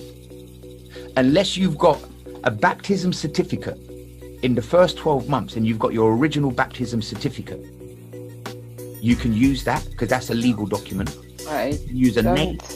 Sorry, do you mean when you say baptism certificate, you mean if you're baptised as a baby? Yeah, christening. Oh, right. I don't think I was. No, that's okay, because you can still get a name given, a certificate of name given, but not in baptism. You can get that, and you can get the one in baptism. Now, if you don't have them, you can, then the next option to do is go for the deed poll and get your name in uppercase and lowercase. Check your name, see what it says in box 2. If any of it's in uppercase, then what you're doing, you're going to go and do a deed poll and change your name to uppercase and lowercase, basically. And that's on the birth certificate, you mean? I get my name changed to uppercase and lowercase? Yes. Because if on your birth certificate, your name in box 2 is capitalized, you need that to be in uppercase and lowercase. Because that's proper English descriptive text in grammar. All right. And then when you get that from the deed poll, you then take it to the GRO office or the Islington Town Hall or Hackney Town Hall or wherever you were born, and you take that there and you pay £40, and then you sit down with them and they will put the name in box 17 for you when you pay them the £40. Right. Okay, what's the GRO? The GRO is the General Registry Office. Okay. Yeah. Hiya, I'm good, thank you. So you know that I went down and I was taken higher and higher up the ladder, and I was that close to having box 17 filled out for my son. I was using my son as an example. Yeah, please. Please tell that story because some people can hear if you don't mind, please. Okay, yeah. So I located my son's baptism certificate, and nothing was in capitals. It was in ordinary English grammar. So I thought, right, I'm going to try. So I got an appointment with birth registry. I went down, I was met and led to the front desk, and I said to them, I've come to add my son's name in baptism to his birth certificate for box 17. And the woman said, oh no, that's we don't do that. I'm going to have to get somebody from upstairs. So I said, okay. So I waited, and this guy came down all in black, grey-haired, and he came over and said, yeah, you want something to do with box 17? And I said, yes, I want to have my son's baptism name put into box 17. He went, oh, we don't do this very often. He says, I'm not going to be able to do it. I'm going to have to take you somewhere else. So he led me down this corridor to this other office, and he said, you're going to have to speak to this lady. And I said, this is what I've got, the baptism form. She goes, yes, that's right. And I said, I've come to put my son's name in box 17. She goes, yep, you've got everything we need. And then she said, I've just realised I'm not able to do this either. I'm going to have to send you over to the council house. It's going to look closed, but you knock on the door and you tell them that you come to see something about box 17. She says, and they will let you through. So I got the tram over to the council house, knocked on the door, told them I've come about box 17 to see, and they took me through security through the reception desk, and then they led me into another room where I just had to wait, and this lady came down, and I said to her, I've got the baptism form, I want to have my son's baptism name put on box 17. And she looked at the form and she said, yeah, that's all fine. She says, we don't do this very often though. And I said, well, I've got the form that you need. And she says, yes, you've got the baptism form, that's what we need. And then she said, I just need to get you another form, and you take this back to your priest, get him to fill it in, and then we'll put his name on box 17. So she was just about to get up and get the form, and then she looked and she said, oh, your son wasn't baptised till after the 12 months from registration, so he was baptised when he was 7. And I said, yes, that's right. And she said, we can only do the box 17 if he was baptised within 12 months. So I said, well, that's not my understanding. I said, I've spoken to the GRO, and they said as long as I've got the baptism certificate, which is a legal document, that I could bring it to you. And she says, okay then, so I'll check. So I said, can you speak to the Registrar General? So she phoned them whilst I was there, and she was doing the listening. So the Registrar General was talking to her, she was doing the listening, and she didn't say anything. So I wasn't part of the conversation, and it did go on for quite a while. And then right at the end, just as she was putting the phone down, she said, yes, I know I'm right. It has to be done within the 12 months. So then I said to her, okay, so if I bought a deed poll, would a deed poll work? And she said, yes, a deed poll will work. Perfect. And I said, what if I put a hyphen in it? And she said, yep, if you put a hyphen in it, that will work too. Perfect. And that was that. Brilliant. Yeah, so that... Sorry. Go, carry on, sorry. Yeah, so that went really, really well, and I really went in there, you know, like I knew my stuff, and that's why I was treated so well and kept going higher and higher up the ladder. Excellent. The only thing that's thrown me now is, so they gave me 2 forms, name not given in baptism and the name given in baptism, because she said the other way to do it is you can do it without the baptism name. Yes. If the name was changed. However, what's thrown me is, and I won't know until I put it into practice, is the form for not giving in baptism, which is form 14. Sure. It says within 12 months of registration. So I can use that form and get his name with a hyphen in it, but it has to have been done within 12 months of registration. But I haven't got any evidence of that. So I'm going to put the hyphen in. Well, you do, because you have the birth certificate. The thing about it, you can use the name. I mean, I would just say go for the depot. Yeah, I know. Yeah. Just to cut to the chase, because the thing about it, if they, as you said rightly there, they're asking you for it in between within the 12 months. Yeah. So even if you do go and speak to the priest, and whoever, the father, the vicar, whatever, and they do give you whatever, they're still going to date it. They're still going to date it when he was baptized 7 years later. Yeah, that's right, exactly. But my question is, so if I take the deed poll in, which is what I will do, but I think they're going to say to me, this deed poll isn't dated within the 12 months of registration of birth. No, it doesn't matter. It doesn't matter, because the deed poll is a separate document. It's a legal document, and it's coming from the Royal Courts of Justice. The thing about it, the reason the deed poll's there is because it allows the adult, and they know that if people do want to do that, and it's after the 12 months, they're giving you an option to do that. That's the option we've got, a deed poll.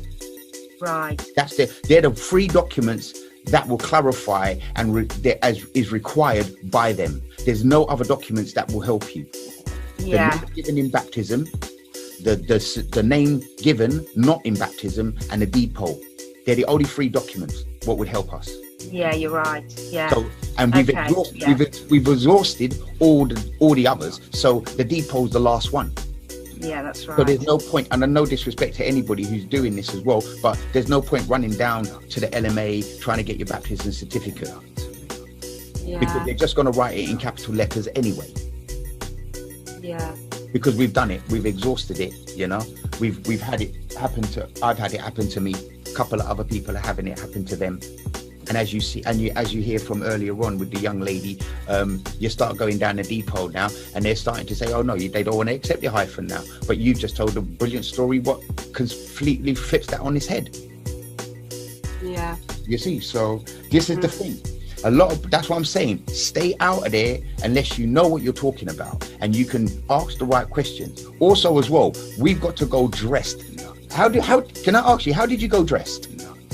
Hey, I did the whole thing. I put my round, really intelligent-looking glasses on. I wore a suit. Yeah, I did the whole thing. I had a really nice leather satchel. I did the whole thing. Perfect. Yeah. This is how we have to do it. Yeah. We have to go there suited and booted. Yeah. So they know we're coming in as a sovereign. You don't go down there in your tracksuit and trainers and your plimsolls. Yeah, none of that. We have to come correct. Yeah, that's exactly what I did. I put my posh voice. I played the part. Good. Yeah. Okay, thank you for that. No, thank you. Yeah, hiya. What if you haven't been baptised? That was just the same thing we were just talking about. It doesn't matter if you wasn't baptised, because you can still get a name given without baptism, as just explained. So I came in late, so I missed the whole beginning. Yeah, it's all right. It's my fault. Could you just give us that information on that document again, please? I just got to go get that document, then the depot document. No, not the depot. The name given out of baptism. Yeah, so it's called Certificate of Name Given Not in Baptism, Form 14. Form 14, okay. Cool. Yeah. However, it does say on it, like I was just saying, within 12 months after registration. Within 12 months after registration of birth. Yeah, so I don't think that one's going to work. Oh yeah, because I've never been baptised, so yeah, you'd have to find another form then. So it's just looking for the right form then, basically. It'll be the depot. That's the last form you've got. That's the only form you've got left. Okay, cool. Thank you very much. No, that's all right. Thank you. Just going to say, me and my sister, we did a sovereign course on Tuesday. It's an all-day thing, but that's a different thing. But the guy actually spoke about the Treasury. They didn't say much about it. He said that he was with somebody that went to claim their Treasury account, and they had to fill in a court form opposite the High Court, which is the Royal Court of Justice, and it's a room where they've got everyone's dosh basically, and so you go in and you have to fill in this form. But the person said to the guy, are you sure you want to do this, because your life won't be the same? He goes, there's another lady that they know that they don't make it easy basically. No. For you to have the money, because they take you off basically. He said, he goes, the devil doesn't make things easy. He's not going to let you take his money and be happy, doodle dandy, traveling around the world. So one lady that has got a Treasury account is actually not on the run, but she's in hiding with her daughter because they won't leave her alone. One other guy who's got his Treasury has said to them, look, you can carry on earning from my Treasury, but I want enough money for myself to do what I want and to live a comfortable life, no mortgages, no debts or anything. And he agreed, I think, they give him, I think it's about £30,000 or £40,000 a month they give him for him to live comfortably, but with the understanding that they can still trade on his name. This is the thing. Yeah. You see, so that's easy. So yeah, it's one way or the other in a certain respect in their eyes. This is the thing about it. They're always going to try and use force and threat. Yeah. As you just spoke about that woman's scenario with her daughter. Yeah. And she's on the run in a certain sense. Yeah. These are the things that people have got to start thinking about. Just explained it perfectly. We know it's not going to be easy. We're thinking like that. We must think like that. We don't have to. But I would suggest to at least have it and be aware in your head that things might happen like this. Yeah. I can't remember, what else did he say? He said that because someone said, how do you do that? I mean, I asked him what form was it, and he didn't want to tell me. But this is the thing about it also as well. I always have to make this prevalent now, because yes, get people to show you evidence or whatever, if you can. Yeah. Because no disrespect, there's a lot of people who are now in our groups, what we're doing. I'm not saying my group, I'm saying our groups now. Because the thing about it, you're getting some of the guys coming back and saying, look, they went and spent money with people doing this trust and they ain't getting no evidence, it's not working, blah, blah, blah, blah, blah. So before you do anything, I would just suggest, ask questions, find out evidence, find out if there's been any successes, can they show you proof, and all that kind of stuff. Do you see what I'm saying? Yeah, I mean, he said that they will, he said they are going to let some people, I don't know why, he said he goes, they will divulge this information of how to do it after a certain amount of people. He goes, it's a great responsibility to take on that much money.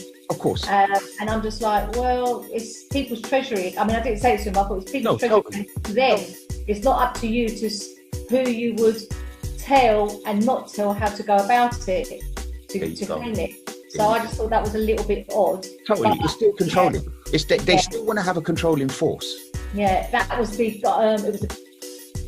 And it depends on the individual as well. They might be a wimp. They might be a hard nut. Yeah. They're gonna attack women more because women are more vulnerable. No disrespect. And you know what I mean? But that's what they usually do. Yeah. You know. And it depends. And that's the thing about it. It's like I don't see things like that. It's good to talk about, but don't Honda on it because you don't want to start building up fear within yourself. Yeah, no, I'm not. That's the only problem. Yeah. What I would say with that. Yeah. Okay. But no, thanks for that. That's good to know. Okay. But I wanted to ask a quick question in relation to the DVLA and what you mentioned earlier on. Yes. So I've been looking into it myself, and I was actually in the process of preparing a notice to send to the Transport Secretary in relation to the DVLA.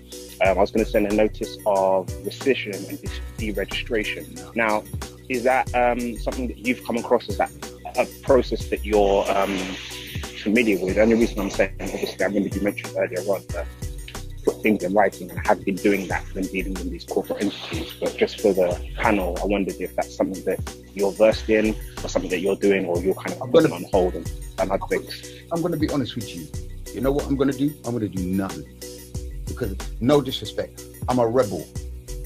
I'm a little bad boy from back in the street, and I'm not afraid of the policeman. The thing about it, I'm going to ride my bike the way I want to ride my bike. If I ain't got no tax and MOT on it, it's a bicycle. I'll tell them straight, like I told the brothers them in the garage earlier on today. That's the thing about it. You know, if I don't stand up against the man, because if I ride my bike around and they stop me, I'm saying, yeah, let's go court. Let's go court. I want to take this into court. I want you to drag me into court because I want to have this out. I'm as built up with emotion and frustration as everybody in this group. But the thing about it, I'm not saying that everybody ain't doing nothing. I'm just saying, look, if I'm going to go and do something and I'm going to go and talk and I'm going to go and sort out things, I'm going to have that recorded or whatever so I can share that. Because then we know that at least someone's doing something, and then like they're bringing in everybody's bringing in stories. That's good because it's building up everybody's confidence, and that's what we've got to do. We have to break away from the fear aspect. So now I'll ride my bike still. If they want to pull me over and talk to me about it, I'm happy to talk to them about it, because the knowledge I'll drop on them is how you speak to them as well. As I said, when you go in there looking regal and you're talking regal, we don't try and rush into this. Me personally, through the whole of this journey, I've carried on doing what I'm doing. I don't stop what I'm doing. You see, I went down to the garage today to go and get an MOT. Why am I going to get an MOT? I'm going to get an MOT because the bike isn't in my name. The bicycle is in my sister's name. I'm just a rider traveling on the bike when I want to ride it. So if there's MOT or not, it don't bother me because I'm still riding it anyway. But I'm going to get the legal paperwork so it's registered in my sister's name. Cool. I'm still abiding by the system's ways because I ain't out yet. When we get out, that's a different decision we can make for ourselves. But as you heard it says, with what these guys are saying in this other group now, you know, they'll come and try and threaten you, or they'll come and try and hustle with you. So it's up to you and how you deal with them things there. That's all I've got to say. I mean, like, yeah, I'm not gonna write any letters. I'm not doing nothing because I'm not asking nobody nothing. I'm not telling nobody nothing. I'm not living in presumption. When the time comes, if it happens, it happens. I would deal with it there and then, in the present. I'm not living in the mental future and gonna mash up my head, fearing about presumption and assumption. I'm not doing it to myself no more. I've done it for too long. So now if they want to talk to me on road, I'm happy to talk to them, because I'm going to say to them, well, look, you want to go to court of law and you're saying to me, I'm a driver for DVLA, put that down in writing. Let's go into court and you say that in court. I'm happy for you to say that I'm a driver for the DVLA. Because if you say that, the DVLA is going to owe me a lot of money, 33 years of wages, because a driver means someone who's employed. Now, if you're calling me a driver, that means that I'm employed. That means I'm employed by the DVLA. Now, if the DVLA is employed in me because they are an agency, hey, they ain't paid me wages for 33 years and I'm charging $5,000 a month. And I'm happy to send invoices, but I need you, Mr. Police Officer, to come up in court and tell the judge that I'm a driver for the DVLA for make this work. Are you going to do that for me? That's how you drop it on them, bro. Because they're going to run from you. Because they don't want to be going up in there and making DVLA pay you $5,000 a month for the next 33 years? Well, for the last 33 years? That's coming out of that police boy's pocket. I hope that answers your question. Sorry. I'm het up because... Definitely, man. Definitely. I'm het up, man, because it's frustrating. We all going through this. And I know man's passionate out there as well. Trust me, if any of you seen The Great Debaters, the film The Great Debaters, I suggest you go and watch it. The Great Debaters, Denzel Washington. And it's got what's his name? Forrest Whitaker's son in it as well. He acts as the 14-year-old boy. The 14-year-old boy gives a wicked speech at the end. And he says in Yale, it's me who's being obedient. It's me who's holding it down. I could switch if I want to. If I ever switch, that's a different me. And I don't do that. And that, when you need to watch the film, listen to what the little 14 boy said, 14-year-old boy, you know. And they had a debate with Yale from the southern, where they was hanging the brothers and sisters down there, come up to challenge Yale, and a little 14-year-old boy goes up in there and runs a lyric like that, and they all stand up and applaud him. This is how we should be living, real, truthful. But as you see, there's too many evil people out there, man. And I'm not an evil brother, man. You can come and hug me all day. That's a great film. Yeah, a brilliant film. How you doing, bro? All right, bro. Safe. Yeah, that film was based on, well, it's obviously based on the true story, but yeah, these guys were champion debaters. This is it. Brilliant film. Brilliant film. Heartfelt, man. Make me cry. If you're into film, you need to chat to me on a more deeper level, bro. Yeah, man, definitely, right. We have a link soon anyway. Been a while. I just can I ask a question? I've just spoke to my mum, and she said that I was baptised before the age of 1 in Vauxhall. So how do I go about? So you was in Vauxhall? Was you Church of England? No, Catholic. Okay, so the LMA, you'll have to find where they would keep the parish records. What you should do is go to if you can, if the church is still there, go to the church and ask the church, where do they keep their parish records? Mm-hmm. And sometimes they keep them in the church, so you can even get it from the church itself. Gotcha. But if you get it from the church, make sure you get them to stamp it, because a stamp is a legal instrument. Well, it's a lawful instrument. It's lawful money, stamps. So they have to stamp the document to say that's legal now. Okay. Once you get that, then cool. But go to the church and find out where they keep the parish records. Okay. I mean, like in my scenario, because I'm Church of England, they keep it in the LMA, London Metropolitan Archive, which is in City of London. And the other thing was, right, my I don't know if it matters for this, but is it the live birth record? The live birth certificate? Yeah, the hospital don't exist anymore. The birth notification form. Is that the one? I don't know. The original document for the birth certificate is the birth notification form. Right. That's a 4-part document. Top part goes to the birth registrar. That's where they get your surname from.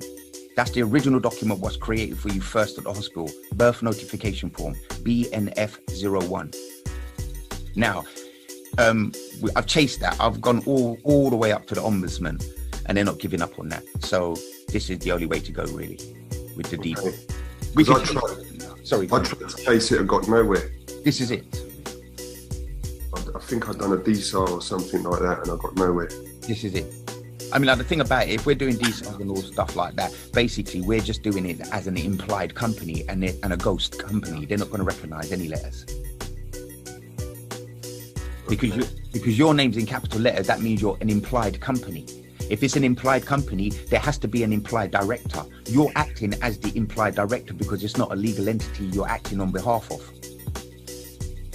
So it's implied. It's not enrolled or anything. Once you go and buy yourself as a limited company, then it's enrolled into the system and your name is seen as now a legal entity, limited company. I've been part of another group and they're doing great stuff. It's really complex. Good. But this is so much easier. It's kind of hard to get my head around. The thing about it, what's happening with them other guys, no disrespect to them, but most of them are dealing with trust. Now, the thing about it, when you're in trust, you're dealing with the legal, and you don't have to be in the legal. Gotcha. You see, everything you do with trust is everything about legal. When we do everything with limited companies, it's all law, and law is very narrow. Don't cause no harm, loss or injury. Done. Now, my company, what they're doing, they're trading us as companies. Your name in capital letters can only be one of 4 ways. There's only 2 languages. One language is English, the other language is sign language. In English, it can only appear as an acronym within the entire language. So what does it mean? In sign language, it can only be finger spelling. The only other 2 ways is legalese, which is not a language, and it's just for the Law Society, and it's the dictionary books. And the other way is company titles. But first of all, let them answer the question, what language are they using when they write their name in capital letters? It's either English or sign language. Game over. Can I say something? Sorry. Yeah, if you're going to apply for the that notification, you have to get your mum to do it because it's on her birth records, not on yours. Yeah, that's what I'm saying. The birth notification form will be under your mum's records. Yeah. Thank you. Exactly. I hope that helped out. Yeah. I've just come over to you today. Literally just the first time I've heard you, and just seen your channel on YouTube as well. So I'm going to be together across that stuff. Yeah, thanks, man. We're all family here, man. It's good to be part of the family. Is that the same with the authentication code as well? What? So from HMRC. Okay, because so they sent that back to me. I sent I sent it dormant. Right. And signed it, and I received another one. Right. So okay, so let's slow down here because this is important. Okay, I've said this before as well, but I'll say it again. When you get the limited company, you're getting it from Companies House. Then they would send over a note to HMRC. HMRC sends you a tax reference number if you haven't made the company dormant to start with. If you made the company dormant to start with at Companies House, HMRC won't send you a UTR number. They will send you an activation code, which activates a unique tax reference number for HMRC. On the top of your letter, it will say either HMRC or Companies House. Pay attention to that. Okay. Yeah? Because you'll have Companies House. Now, if it's Companies House letter and it's an authentication code, that's going to get you into your company account on Companies House to do your confirmation statements and your filing accounts once a year. So keep it's definitely HMRC.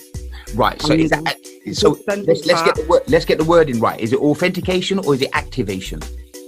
Authentication. It's an authentication code from HMRC. Yeah. Okay. So is that for a UTR number? The UTR number, I already sent that back. Okay. Cool. So the authentication code, I'm not too sure what that is then from HMRC. Is that addressed to your limited company? Yeah. Okay. And what does it go on about, if you don't mind me quickly just asking? Sorry. It just says activation code for corporation tax. Yeah, activation code. That's what I'm saying. It's the activation code. Yeah? Don't get, this is what I'm saying. This is how easily we can misinterpret something. Yeah, it's an activation code from HMRC. So activation code, that's only saying if you want to start trading with your company, you send that activation code back to them and they will send you a brand new UTR number. They won't give you the same UTR number once you've cancelled that one. Because you've cancelled that one, they'll send you that activation code. So if you do want to trade in the future, so you can ignore that, just throw that away. If that's Once you do the first dormant of HMRC with the first unique tax reference number, that's it. You don't want to deal with HMRC again. If they send you anything, just dash it in the bin. Now with Companies House, you'll get another code, and that's called the authentication code. Okay, and then that's the one I keep. Yeah, that's the one you keep because that's going to get you into your Companies House account. So when you have to do your confirmation statement and your filing account, that will get you into your account to do them things. Okay. Yeah. Okay. But when the time comes, we'll probably go over that and talk through that as well. Do you know what I mean? Okay then. You know, when you've mentioned people hyphenating their name. Yes. So is that talking? So say for example, I've got a first name, a middle name, and the last name. Sure. When you're talking about the hyphenating, is that you're just talking about is it something that we should do? We have to do? It's not that you have to do it. It's just that it's the process what needs to take place. Because the thing about it, they want you to have one name.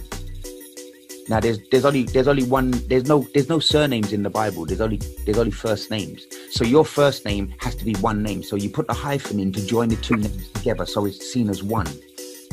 At the moment, because there's no hyphen, it's two separate names. Okay. John Henry is two separate names. If I put a hyphen in between, it makes it John Henry. Okay. So then, okay. So now, for example, okay, so I've got a first name, a middle name, and the last name. Perfect. So where am I hyphenating all of it? No, just hyphenate the first name and the middle name. Just hyphenate them two, and then leave the surname. But what you're doing, if you're going to do the depot, then what you're doing on your birth certificate, your surname would usually be in capital letters. So what you're doing, you're changing that into uppercase and lowercase. Okay. You see, so the whole name's got to be in uppercase and lowercase, but a hyphen between the first name and the middle name. Okay. So Jane hyphen Henrietta, and then Doe. Okay. That would be the name, yeah. Okay, I got you. I have another question, if that's all right. Sure. And I think I might have been probably getting ahead of myself. You know, when you're sort of learning something new and then all these questions start jumping in your head. Sure. So one of them was, okay, so at the moment, I haven't, for me, it would be the depot because I don't think I was baptised. So, and I know you've already said the depot is the way to go. So say, okay, so you know, for example, accounts we've got set up already and we've used identification like the passport to set those things up. When for example, that box, for me it's box 10, when that's completed with when it's how it should be, for say for example accounts I've got at the moment and I used ID with my passport, which is in the implied, what was it? Would you call it the implied company? That's right. What happens once you're okay? So I've gone to the GRO office and I've now got my box 17 filled in. It's correct. What happens with all the stuff you've made with the incorrect, the implied stuff? Do you then have to go back and change all this stuff? No, you wouldn't have to. The thing about it, it's nothing to do with you. That's nothing to do with you no more because it's not your. It's not. Remember, your passport is all written in capital letters. Yes. So what you can do, you can. I mean, like what we've been speaking about with the passport, for example. Once you get that done, the whole system will change anyway. As you heard what I was saying earlier on, there's not a lot of people that do this. So when your name, it will change the whole thing. Once you get your passport, is all capital letters. Yes. That's the implied company. Now, then, as I said before, I mean, like, not to you, but what they'll do, they'll write something on the observation page. There's a page called the observation page. Yes. In the passport. Now, they would write something on there. I don't know what, or they might stamp something. I don't know what. Haven't seen one, haven't done it yet myself. But that's what's being said. So, what? In a way, yes, it will change, but no, it won't change. But you can probably go and get a brand new one. So then, okay, so if I was going to get so say for example, the current passport I've got at the moment expires in 2023. Right. And I'm going to do the depot and all before then. Right. So when I apply to get a new passport now, it would be, but it'd be would it have the limited on there? So would it say, you know, my name and then limited on it?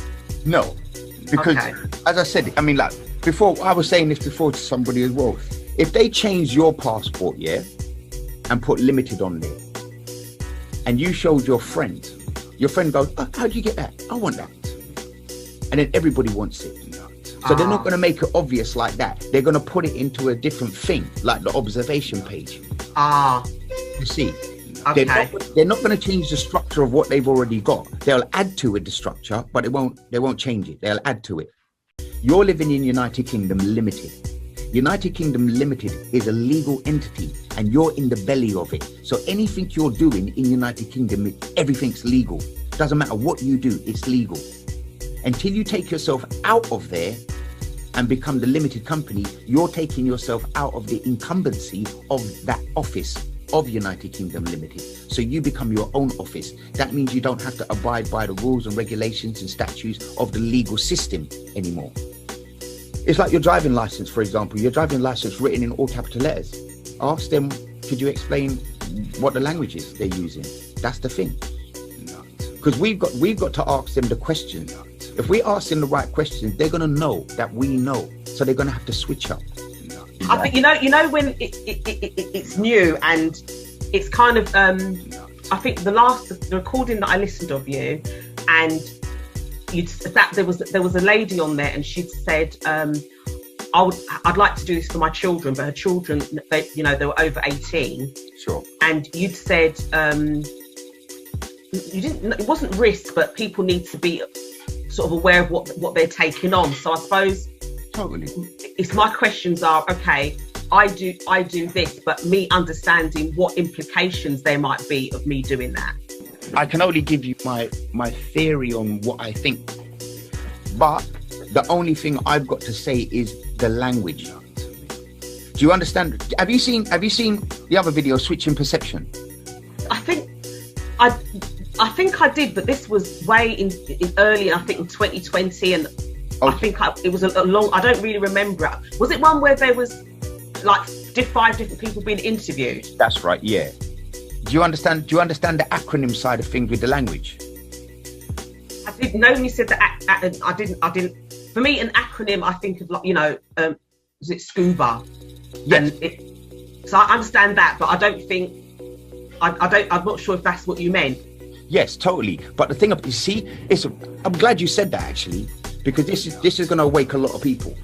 When the system writes down how they see an acronym, they use the word laser or scuba, what you just said. Now, laser and scuba are the only acronyms you can write as lowercase words. They're the only 2 acronyms. That's why they use them. Because they're not going to write an acronym with all capital letters to give the game away. There's only 2 languages that uses the capital letter word, or the capital letter word. One of them is sign language, and one of them is English. Okay. Now, if your name's written in capital letters, can you explain to me, or if you read your name, and it's in capital letters, I'm going to ask you, what language are you reading that as? You're going to say English. The general person out on the street would say English. Now, then you ask them the question, do you understand what an acronym is? If they say yes, then you say to them, okay, well, explain the name, what the meaning of the acronym is with the name. Okay, so with the acronym, is it because acronyms are always written in uppercase, all uppercase? There you go. Because it's the initial letter of other words put together to form new words. Okay. Like AWOL, absent without leave. AWOL. Bog off, buy one get one free. PIN, personal identification number. Do you see? So if there's an initial letter, which is the capital letter, they're taking each of the initial letters from each of these individual separate words and then putting them together. So if your name is written in capitals, can they get them to explain to you what the acronym is? Because you don't know. Because you're English and you don't read sign language. And they're the only 2 languages in the history of language. Well, it was free. There was ancient Latin as well, but that hasn't been used for 200 years. And when they are bringing the new Latin back, they're bringing the new Latin back, but they're bringing lowercase letters in there as well. There was no lowercase letters in ancient Latin. Right. There was only capital letters. And there's only capital letters in sign language alphabet. There's no lowercase letters. And the only way we can use it in the English language is as an acronym, and that's the only way you can use it. Or it's a company title, or it's legalese, and they're not languages. Because basically you're just asking truth. You're asking them to clarify the truth. What language are you using when you write this name in capital letters? They can only say one of two languages, sign language or English. Yes. Thank you. Know thyself, seek and ye shall find. I tell you this now, it's in no African mind. Searching diamonds, gold, silver, platinum, them the kind of things, illusions you fathom. Yeah, they call it magic. Right, you're right, it's tragic. I know, clever what they done, fantastic. Come against me now, you end up in a straitjacket. I'll prove you illiterate. One question, the language. Now who's the pickle in the sandwich? This kind of knowledge that you're hearing will damage you, destroy you. Don't worry, I'll employ you, get you back on track, so you can defend your own attack. Gold chain round your neck,